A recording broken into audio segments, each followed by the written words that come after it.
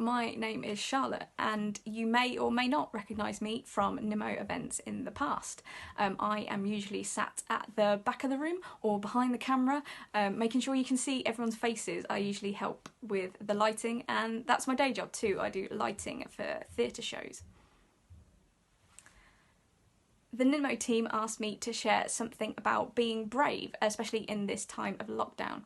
And now, something that took me a long time to get into and was definitely a step out in faith for me was prayer journaling. Now, this is something I only got into a few months before lockdown started, and it is definitely something that has helped me stay connected to God throughout this time. Writing my prayers down has been so helpful to me, especially when my mind is really busy. It helps me to cling on to those trains of thought and see them a bit more clearly in front of me. So, here are my top 5 tips for prayer journaling. Number 1, make it easy.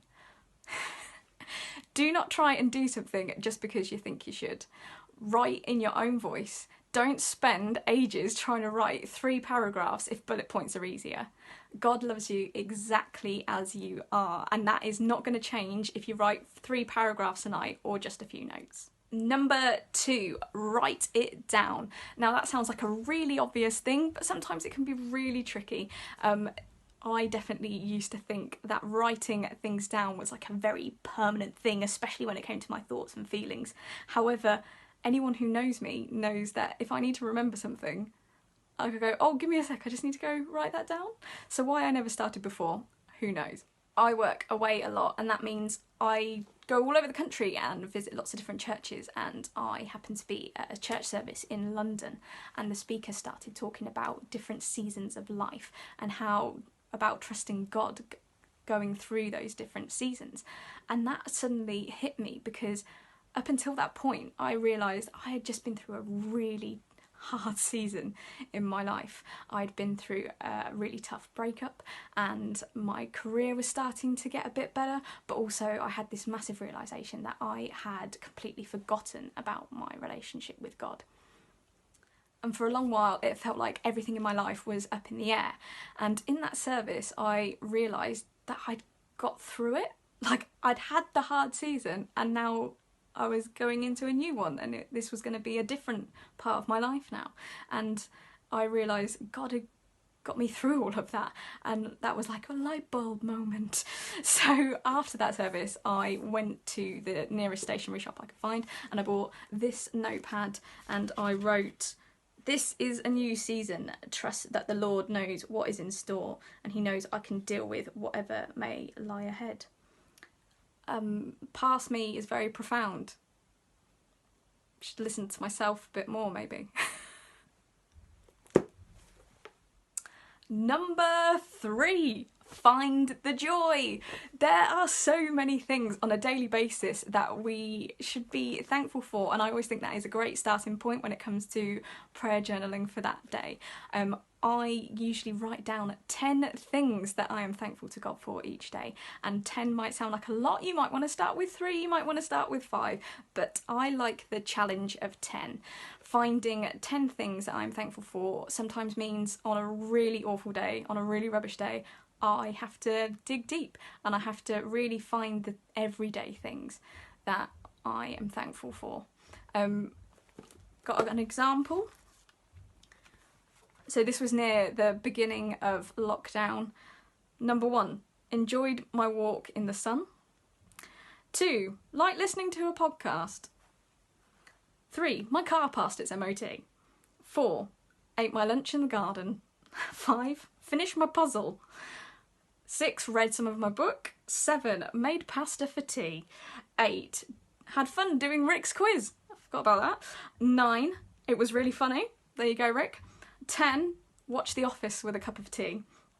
Now, they might seem some really everyday, normal things, but at that time, at the beginning of lockdown, things in my industry in theatre were starting to be a bit worrying and not really know where my work was going to come from. But I was praying about all those things as well. However, I still managed to find those 10 things that filled little moments of my day with joy. Number 4, treat yourself. Now, your notepad should make you want to pick it up. You should get yourself the fanciest one you can find. Get the poshest pen you can find. Whether that is, you know, spots or stripes or flowers or your favourite football team, it should make you want to pick it up. You should want to feel a little bit positive when you are picking up your journal. Now, for me, this is my current one. It's really pretty. It's orange with some blue flowers embossed on it, and it called out to me in the shop. It went, "Charlotte, you need to buy me. This is your new prayer journal."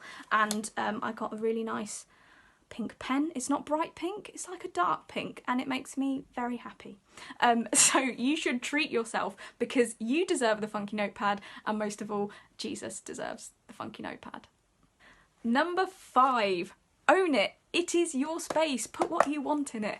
This doesn't have to be just for prayers. It could be, you know, you've got a song stuck in your head, write the lyrics down. If you see a great quote on Instagram, screenshot it, write it down. If you like doodling, get in there, scribble away. If you find a verse that you like and you think, oh, I want to remember that, get it in there. If you hear a talk this weekend and you're like, oh, they said this really great thing and I want to remember that, write it down and put it in your... So those were my top 5 tips for prayer journaling, and I'll leave you with one final thought. That is, when you've finished a whole notepad, looking back is amazing.